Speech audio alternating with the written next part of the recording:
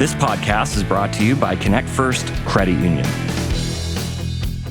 Hey, thanks for joining us on our second episode of What's Next Alberta. I'm your host, Wellington Holbrook, and this podcast is a place where we're going to talk about the future, where we're going together as a province. And for episode number 2, I have to tell you, I'm really excited about talking about technology. Everybody's talking about technology. Like, technology is going to save Alberta.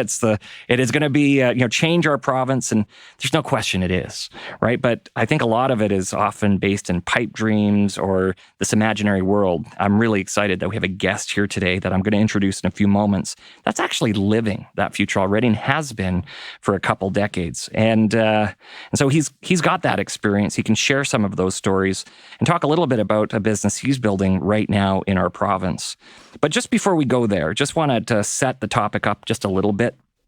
All of us have different reasons for, having or different thoughts around what we think about technology. We have different reasons for believing in it or not believing in it as much. Yet, it's hard not to be induced by the exciting idea that tech can be a solution to so many of our problems. Wherever there's scarcity, technology often creates abundance. Where we see problems that get in the way, technology is often the solution to make those problems go away. And right now, in terms of the conversations that are happening across our province, a lot of people are hoping that technology might be part of the solution to our economic challenges we're facing as a province. But certainly, technology plays a role in all sorts of areas in our province. The economy might be a big one. Personally, just sharing some of my stories, I have to tell you that having spent at this point well over 25 years in financial services, and I have to tell you, when I look in the mirror and I see all this gray hair, it's starting to sink in. It has been really over 25 years I've been working in financial services. I can tell you technology I've seen it transform business after business. And often, it's more, it's actually, let me say it a different way. It's less obvious than sometimes we think it will be. I think of, my own family, my mother, she ran a business for years. And, this is an old story at this point, technology that isn't new anymore. But I remember when the bank introduced her to using EFTs, electronic fund transfers, as opposed to having to cut checks. And I remember as a kid, the sound in my house was the dot matrix printer printing off check after check after check to pay her suppliers, pay her employees, pay whoever. And she never heard of EFTs. And one day, her banker introduced her to this notion of EFTs, and it changed her life. She got her Sundays back. And I know that's may not sound like a big transformation, but for her, that was a day of in the week she actually got returned to her where she could do things she wanted, not just be working in her business, which she loved doing too, by the way. And if you think about some of the most attractive businesses in the world today, companies like Uber or take your pick, what they've done is they've taken existing challenges or problems and found new ways to solve them with technology. And so often it's not about technology changing the world itself. It's really around how we're solving existing problems using technology differently. In the case of Uber, they took the problem of connecting passengers with, basically abundant automobiles that are available everywhere, with drivers who have time and wanted to make extra money, and they used technology to match the two up, and they solved a big problem and became literally a global multi-billion-dollar phenomenon. So today we're going to talk with a special guest that I'm very, very pleased to consider a friend. His name's Phil Roberts. Someone who's really, really well-versed in technology and the landscape in Alberta. He recently became CEO of Valo Networks, a company that partners with rural communities to bring high-speed broadband solutions, and we're going to let him tell you all about that.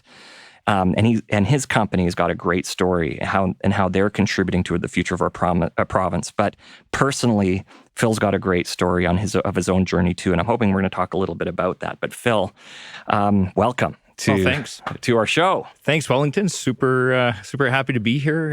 It's a very timely topic, and it's one that I think we need to dive into a little bit more because it's changing rapidly. So, Phil, we want to talk a little bit about the company you're leading right now, but maybe we could start with you.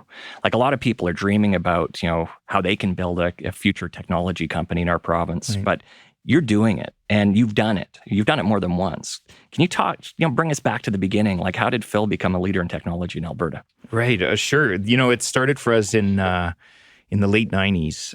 We're born and raised in Montreal, my wife and I. And we were part of the CP Rail move. So, cool. Definitely the sort of the old economy and the old traditional Canadian company. A big deal when CP moved to Calgary. Pretty big. Where was that? 1,100 families that moved out. And Incredible. It was massive, right? Yeah. So we were part of that. We actually got married that summer, and the company said, we're transferring her father out here. And he said, I'll go if you bring my family. And we came out. And for us, we've never really looked back, and it's just been amazing. So did that, worked in a bank for a short period of time. Figured out I was not a banker. Nothing wrong with banking, of course. Nothing wrong with banking. Nothing wrong with banking, but not a banker. Actually, I enjoyed it, and it's funny. And some of the people I worked with, actually, I still run into, and it's interesting how so early in my career, I still carry a lot of that forward and the learnings that I had there. Cash is king, I think, was the first thing I learned on my first day at the bank. So did that, and then got into telecom, actually, through TELUS. It was just the end of the regulated period, right? They were deregulating the industry. It was the end of Stentor. Right. So I got to see the dismantling of sort of this global or national monopoly. And see how a company completely changed who they were, like completely. You think about this government-run telephone company switching into a mobility, forward-thinking, highly competitive, certainly at the time, company, right? Culturally, systems, everything. So to be a part of that early in your career it was a really good opportunity for me. Yeah, right on. So I did that for 8 years, was part of the Eastern push, moved out east for a little bit. Wow. Came back, always had that sort of that leading edge working on the latest products within the company. Moved over to a smaller company called Axia. We did the SuperNet out in rural Alberta, connected all the communities with broadband. I was responsible for building the service provider community. Okay. We got that up to about 80 when I left. So it's about 100 service providers competing for rural Albertan business, which I think is a really cool thing. Mm-hmm. People don't see it that way. And within that, my tenure at Axia, I got to see not just what we did here in Alberta, but also work on some of the deals that we did in France and Europe and the US and be a part of that and just learn how all of the technology gets implemented and the change required in those early stages, always with the backing of a bigger company behind you. So it's sort of a safe way to get into it. Yeah. And then went to a smaller company, late 2014, joined a energy company, a software company. Great time to join energy sector in 2015. It was impeccable timing. But that was also a really good journey. We had really good shareholders that really believed in the vision of where the company can go and what it could do and the benefit that it could bring. One of our biggest customers was also a shareholder. Okay. So that faith was I think important. Because of 2015 and what happened there economically, we had to just reshift and rethink our entire model. So talk about pivoting, but we pivoted in the middle of having existing contracts. So it was just it was a really hard period, but we learned so much, and the company's still going. It's doing quite well, and people running it are doing a great job. I exited that and always went to sort of a smaller one. And a colleague of mine went off to an incubator in Copenhagen for a month, lived together in res, and just bounced around ideas and everything else, came back. He took that forward, and it's going actually really well for him. So it's an Alberta ag tech company here called Provision Analytics, and Eric is doing an amazing job growing that. It's getting a lot of traction in the market. And then in that time period, started this company, Valo, from the people that I had worked with in the past.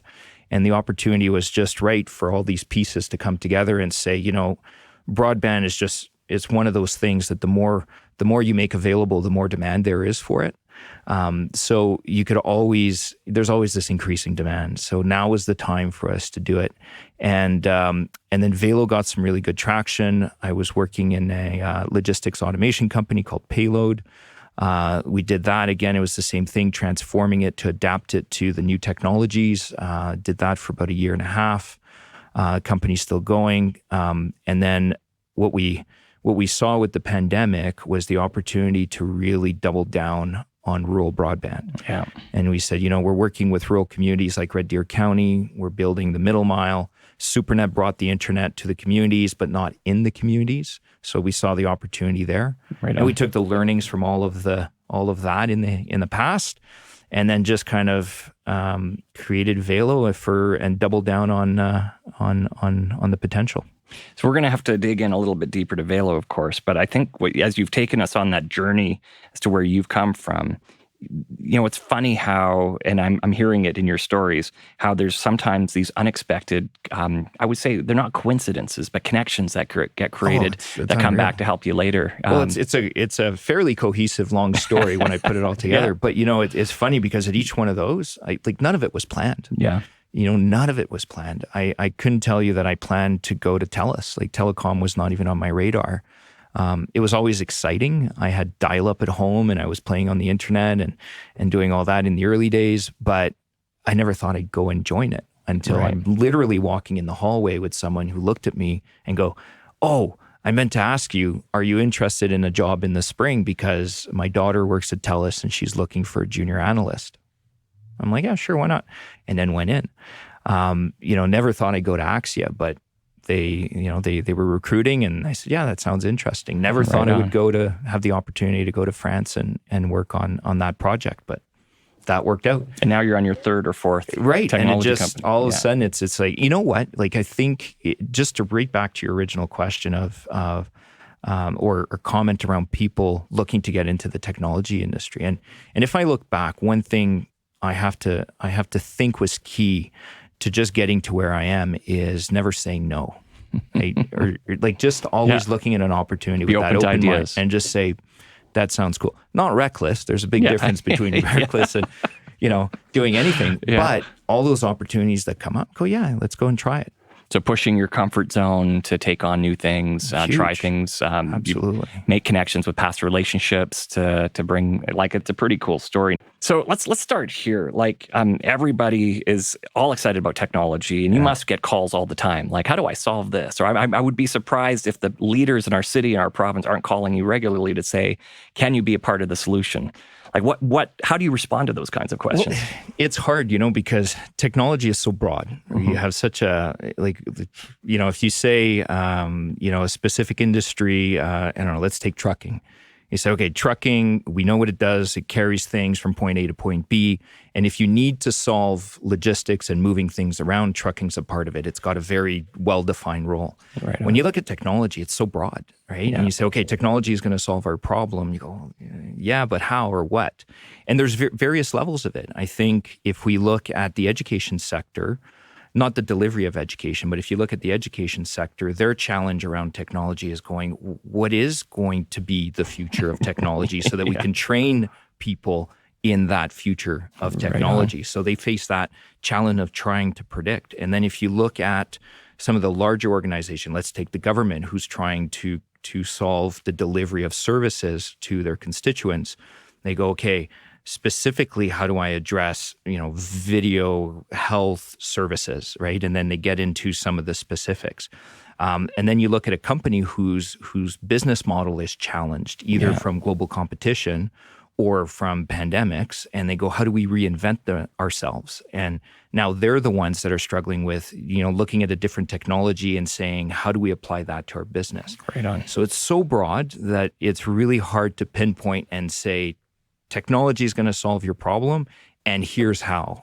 Well, it depends. It really, really depends on. So that's the challenge, right? And that's also part of the opportunity, because you get to define it in a lot of ways. Any business gets to look at technology and decide what's the comfort level that they have in adoption, what's the comfort level in budgets that they have for implementation, and also looking at the competitive surroundings. And some of them just go full in and just double down and go straight for it and bet the farm on it and succeed, and others take a more reserved approach. And I think all those models are right. But what's exciting, and I think what's exciting for Alberta specifically is that shift is starting to happen. Yeah. Right? We're starting to see that. Yeah. Let's talk a little bit more about Valo. And I think one of the things that you shared with me when I asked if you'd join us was kind of neat that a company named Connect First would ask a company that connects like Valo to the table for our second podcast. So it's so obvious. Cool. It's almost a dad joke. It's almost a dad joke. I love it, actually. But it's really good. And a lot of what you said in your first podcast, I think, applies to some of the things that we're trying to do, right? The creation of Valo, and maybe to talk about it a little bit, is we build rural municipal broadband networks, and we operate them. So we operate them in a carrier-neutral open access method. So the community owns their infrastructure, and then we bring in the service providers who connects the homes individually and provide services. So you have a competitive environment in a small town the same way you would have in a urban center. Right. So we bring that competition there. And we utilize existing assets. We're not there to overbuild. So the SuperNet is there, we'll use it. If some other carrier is there, we'll use them, no problem. But we do the connection in the communities. And it's sort of that same thing where you're saying, there's a different way of doing this. Telecom doesn't have to be the way telecom has been for the last 100 years, the way we know it. Now, the Canadian telecom sector is unique in its own way. It has a very different geography, population density. It has challenges that are unique to Canadian telecom, and it has challenges that are similar to any other telecom play. But I think that's what creates the opportunity for us in this market. Yeah. We've been trying to figure out the rural broadband for so long that I think we finally have the right level of demand, the right level of interest, and the right model to bring into the rural communities. Cool. Are there some aspects of the value proposition that Valo is bringing that you can share with the audience that makes it compelling? Yeah, absolutely. It's to me, one of the things is, when we look at broadband and we look at the need, let's talk. I think you got to talk about the demand as much as you have about the business model and how that fits, right? And the demand is especially amplified by the pandemic. People working from home, people competing for broadband within their home. Right, your kids on Netflix, on Zoom, while you're trying to do a Teams call and all of that. It's just demanding a lot. Right. You also have. I was talking to a rural doctor, and they, from their perspective, it's really tough because they can't go to every home and run the risk of getting sick and then just not being available for the entire community. Yeah. Because there's only one doctor in that town. And most of the visits that they do are either initial consultations or follow-ups, which could be done through video. But they can't if they don't have that infrastructure, right? So dial-up's not going to do it. Dial-up just doesn't do it anymore. And dial-up has its role, it has its place, it had its place. But it just doesn't do it anymore. Same thing with wireless, right? And in fact, same thing with 5G. We hear a lot about 5G, but it all needs that robust, scalable infrastructure. So that's the demand side. And so on our side, one of the challenges that communities had in bringing broadband is really the choices were, let's go to a big telco and tell them, hey, we have 200 people, 400 people in the community. Please, come and deliver services. But economically, now that small community is competing for capital within that big company. And that big company is really going to deploy capital where they get the best return. Right. And it's not that community, right? So that's a challenge. That was one option. The other option is they say, well, we could fund it. We can, and there's been lots of programs out there. We'll pay money for a telecom company to come into our community, but then you're stuck with one, right? You don't have much choice. Maybe they just do the low-hanging fruit. And I'm not suggesting that's what they all do, but I know some have in the past. That's been a challenge. So we come in right into the middle where we say, invest your capital, your public money, but keep the asset. The asset is yours. And we'll operate that asset. We'll bring the service providers. So now if we don't perform, we're out. So the community retains control of an asset they own. And we bring in that competitive market. And if we're not successful with the service providers, in other words, delivering a good service, then we're penalized. Right. So it's just this right balance of economics and incentives. And once that infrastructure is in, the cost of delivering services is so much lower that it makes it competitive and sustainable for everyone. So it really is that win-win. Communities get to invest and keep, and we get to operate and make our return. I have to share, like, there's so many synergies here with what we're trying to build at Connect First, right? We have these 4 credit unions coming together, of which 2 of them were very much, and they are across rural Alberta. We're trying to stay relevant in those communities, and it's challenging, right? Like, we can't just because we have a building in a town doesn't mean people want to deal with us. We've got to have competitive offers. We've got to have a great digital experience. All those things, and I hear you're talking about the value proposition you've got there. Very similar for us in many ways. Imagine a credit union offering internet services in a community. There you go. Well, and why not, right? Like, the world's changed. So when we say what's the impact of technology, I think right there, that's it. If that's an opportunity for an industry traditionally focused on one thing, we're going to enable through capital. We're going to enable businesses and homes to be bought and stimulate the economy. And then you look at technology, and maybe it is or it isn't, I don't know, but there's an opportunity that technology affords. And I think that's how technology gets applied. And that's what makes it so complicated, because you can't say definitively, what, that's a great idea, we'll do that. There's so much more to it, but it brings at least the opportunity to look at it. And unlocking entirely new business models and making what previously may not have been possible, which is very, very cool. Now, you're not only involved in leading Valo, you've been involved in the Calgary Chamber for quite a few years. That's how I got to know you a little bit. We got to work together. You were also chair of the Calgary Chamber for a long time, actually. Acting CEO, if I recall, for a little while when we went through a CEO transition. Like, you've been very involved with the Chamber for decades, I believe. Tell me. Joined since 97. It's awesome. It's awesome. So tell me, and I know you've been very vocal at the Chamber around the need of the Chamber to support technology, innovation in our province, etc. Any thoughts there around, like, what's important to you, things we need to be doing differently in this province? And it was a pleasure to serve on the board and represent the business community. It was a highlight in my career, and I learned so much. We got to work with great people on the board, right, and go through all the issues that are facing business in general, from taxation to different policies. And one of the things I really take away from that is the importance of a good policy environment. So I think going into it, I wouldn't realize how important that is.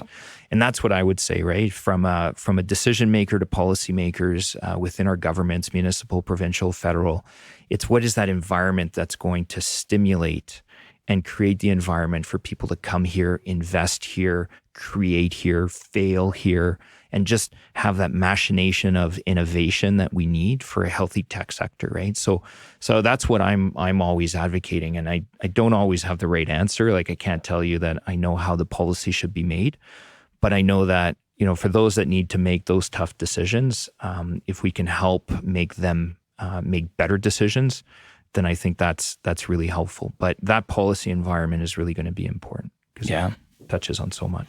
Are there any other organizations out there that you're seeing that are doing great things here in Calgary or Alberta right now? As Platform is one that's building that facility next to the library, and it's mostly going to be parkade, and they're going to have, I think it's 2, maybe 3 of the floors. That's an interesting mix in itself. Actually, it is an interesting mix, cool. and I think it is cool, right? It's looking at it in a very practical way, and not saying like an innovation hub needs to be a certain shape, a certain size. It's actually really about where it is and how people come together. So it's in the right location, and Platform is a really good organization that is advocating and helping and doing programming, and is a place for Calgary tech to go to and just connect, right? Get that serendipity going. A lot of it is obviously virtually right now, but that's all going to change over time. That's going to be the hub, in my view, of where it is. Then you've got organizations like Intergen, which is connecting the crowd in Calgary and in Alberta that has done it and been there and been successful, maybe in a more traditional industry, but know that the future lies in innovation and technology, and are lending their time and their capital to getting that younger generation the resources they need to be successful, right? And I think that's a really good one as well for stimulating that innovation. Yeah, right on. And a small plug for the Calgary Chamber. You were a strong advocate in having the Chamber invest in some of those organizations, which they have done as well. That's right. So putting their money where their mouth is on that. Exactly. So community. which is awesome. You're a member of the A100. Yeah. So what is it, like a special club where they give you like secret decoder rings and stuff like that? No, it's no secret decoder ring, no handshakes, no nothing like that. It's a poorly kept secret if it is. The A100 is actually it was a real honor to be asked to join because it's looking for it's really trying to collect the tech community, right? And the people that have experience in the tech sector have done it. And that one's all about giving back. It really is. You're on the website, people can find you, LinkedIn, otherwise, and then connect. And it's been really cool for me personally. I found it really rewarding to be able to talk to small startups, to medium-sized company, to growth companies, and just have them pick your brain, and be able to talk and learn from them. Like, it's just amazing. You've done things, but you talk to people that are doing it now versus 5 years ago. And it's just amazing what they're doing and how they're approaching things, which is very cool. Yeah, which is really cool. So, been part of that organization now for about a year, and I know there's a lot of very talented people in that organization that represent all sectors of technology in Alberta. It's quite a good one. So, when you look ahead at the next decade, Phil, are you optimistic about the future of the province as it relates to technology? I am. Yeah. And I, cautiously, because it's really tough out there for so many people. And I wouldn't want any optimism from me to be interpreted by anyone to think that those issues aren't real. I think they are, and they need a lot of attention. But we're going through a big transition in this province, right? And I don't mean the energy trend. Like, I'm talking about just as a province itself. The mix of people that we have, we've always had, I think, more of the population that wasn't from Alberta that lives in Alberta, but now we've had this base of Albertans born and bred here. My kids have been born and bred here. One of them is a software engineer. Like, he's growing up in the tech sector from Alberta, which 15 years ago, technology were from somewhere else, right? Yeah. So we're starting to see homegrown talent. We're seeing the universities that are starting to develop those programs. And I firmly believe, and that's why we're here with Valo, and that's why certain number of my companies we've built them here. I think there is opportunity in Alberta, and there is a bright future in Alberta, but I don't think that road's going to be easy. I think we're going to have to go through quite a few things to get there. But that's okay, because that's what you need, right? If you equate it to a startup or to a scale-up company, you go through a hell of a lot of turbulence and a lot of pivoting and a lot of disagreements and a lot of compromising. But when you get there, you go, that was worth it. Yeah. And I think we're in that kind of position in Alberta. It's going to be worth it. We just got to go through it. Yeah. That's very cool. And when you're in the middle of it, you don't even recognize sometimes if you're actually making progress or not, right? Like, we've been talking about this transition for a long time, and we're doing it. Yeah. It won't be until we've actually done it that we go, oh, yeah, we were actually making progress. We did it. Yeah, exactly. Right. It doesn't feel like progress until you're done. Exactly. That's why that expression, slow at first, then really fast, because it doesn't feel like it. But that's a good thing to remind ourselves of, right? That this is what progress feels like, this uncomfortable, situations that you're in, and not really having a clear vision of what the future is, or a clear view of what the future is.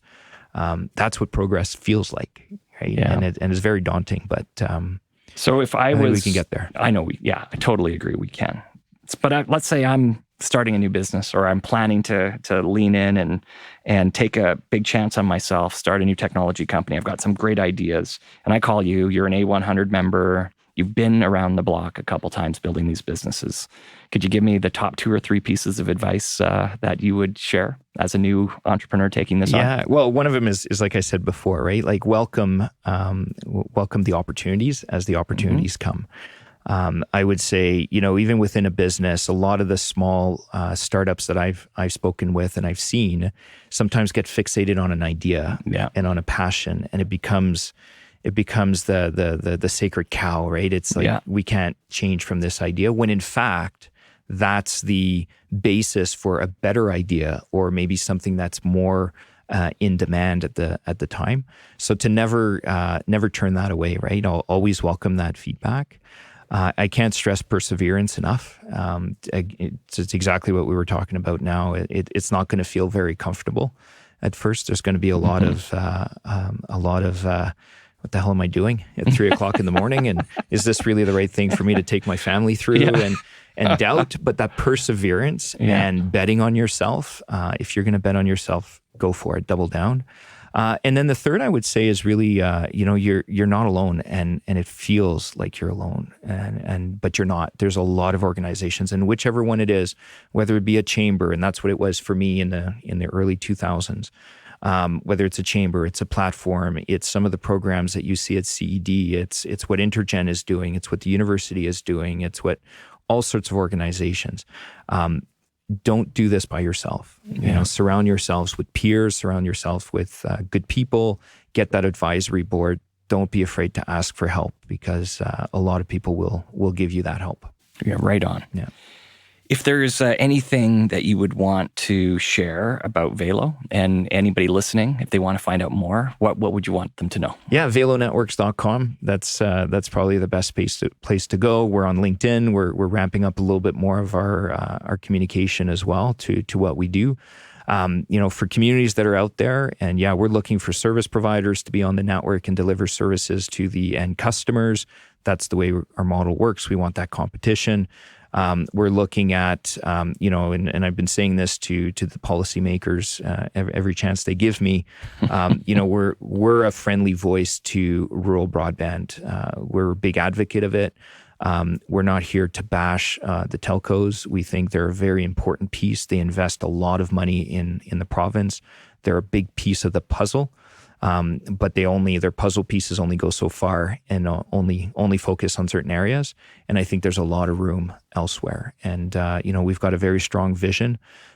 We've got some very good backers, and we're very committed to this. We've been investing heavily to grow. So awesome. We're getting ready. Awesome. And from our perspective, speaking for all the communities that we're in supporting, we know that broadband is the great equalizer, that we need to get more and more of our members, small businesses, the farmers, ranchers, make sure that they have accessibility to that it's that technology. basic infrastructure. We're looking at it from. I think we're looking at it correctly, generally from a Canadian perspective. You'd be very hard pressed to find someone that says, no, we don't need more broadband in rural areas, right? How we do that is going to be the challenge, because we have such a vast country that's regulated nationally from a central location in central Canada. It's very hard to put policies that apply to each of the jurisdictions. So there's going to be a lot of collaboration that's going to be needed. I think we're up for the challenge. We've figured this out as a nation before. We'll figure this one out. But it's that basic infrastructure for innovation. We look in Alberta, and our economy is where people aren't, right? Yeah. And we need to find a way of connecting into that GDP. Like, we want to be the most connected GDP area in the world. We want to have the most connected ag sector in the world. We want to have the most connected energy sector in the world. And if we do, that's a competitive advantage. When you have a company like Shell, who says, or anyone globally who says, we need to test our new technology of remote sensors or driverless cars or trucks. Where are they going to do that? They're going to do that where the infrastructure exists. In agriculture, where are they going to invest? They're going to invest where they're able to deploy the technology that they're investing in. Right. And we want to be that place, right? So we're certainly not the end all and be all. Valo plays in a very specific space, and we're proud to be in that space. But I think we fit that critical infrastructure quite nicely. And I think you're finding innovative ways to solve problems that the system on its own doesn't solve on its own. No. Right. No, so would you have advice for us? Connect First, we're trying to reimagine what a credit union looks like for the 2020s. And as a growing business here in the province, any advice to Connect First? Oh man, I'll be the last to tell you how to run your business, but since you asked, the mobility piece, right? And this goes nothing but to reinforce what I know you already know. We've talked about this before, but the mobility of people and mobility of talent, and to be able to do your banking on the fly and be able to access those resources. I think credit unions, especially in outside the major centers, play such a critical community role. To be a part of that community is wonderful, and I would encourage continued support of those communities. They need capital, they need talent, they need training. People are looking for ways to innovate. And the next great invention, I'm convinced, will come from rural areas. So you guys are right there. There's so many aligning stories that you shared with our story here too. Like I think about, you're providing innovative ways to solve problems when sometimes the big telcos, which are so important, can't solve. We're looking at ways to solve challenges in our communities, in our province, when sometimes those big banks aren't going to be the ones to solve them. It's the same thing, right? And it's not like it's not that they're malicious about it. Yeah. They're just, the economic model doesn't work. They have a million customers in Calgary they have to service. 200 over here is it's really hard, right, to do it to the same level. And I get that. And there was a part of my career where I would be frustrated with that, and it was more combative. But, where my thinking's evolved now is no, that's actually good. A, it opens up the market for me, and it's the same thing in your case. And B, I think, realistically, I could not service with Valo 30,000 customers in downtown Calgary effectively, but I can do the communities, I could do the regional networks, I could do that because we're built that way, right? That's awesome. So I think there's room for all. I really have to say this has been a lot of fun for me. I've known you a long time. It's funny, you get to know someone and we talk sometimes, the quick 30-second conversation over the water cooler about business, and then we get into the meetings that we're in together, rarely talking about each other's business. So this was really fascinating for me, and I learned a lot. I know our audience will very much appreciate that. But I have one last question for you. If you were to make a prediction on the future of our province 10 years from now, will we be saying, technology has emerged to become a major sector of economic growth? Absolutely. We have no choice. Absolutely. Okay. I agree. I agree with that. So I predict the same. So to our audience, we got two people here predicting a very exciting and prosperous future in the long run, but it's going to be a challenge getting from It will here be. to It'll there. be a road to get there. It's not going to be easy, but we're up for the challenge. This is Alberta. We can do it. Absolutely. So it is right on. So this is the end of this is our first official podcast. The first one was an introduction. This is our first great conversation. Thank you so much, Phil, thanks for having me. It's a great pleasure. Next steps. It takes passionate people to change the world. And that was a great conversation with Phil, a truly passionate Albertan, a passionate leader who's driving change in our province and leading by example by building a great business right here, right now. And he shared some real world experience, in stories around tenacity, resilience, and courage. The qualities that we're all going to have if we're going to face up to the challenges we have as a province together, and to take on those challenges and win. Our province was built on those skills. Things like courage are, they're the middle name of so many Albertans I know, that that we all know. We can do this. At Connect First, we are working to do what others say can't be done too. We've realized that if we're going to be successful, we have to become a technology company. And we are on that journey as we reinvent a credit union designed for the 2020s. But here's a prediction I'm going to make right now. If I could look at the future 10 years from now, we're going to be surprised to see that companies like Valo, like Connect First Credit Union are going to be leaders in technology. They're going to be household names across our province. And we're going to be building a stronger Alberta together. We're going to continue the conversation, and next time, we're going to shift gears a little bit. We're going to talk local. So, if you liked what you heard today, share it. Let us know what you think. Follow us, or follow me on LinkedIn or Twitter @real_Wellington. See you next time on What's Next Alberta.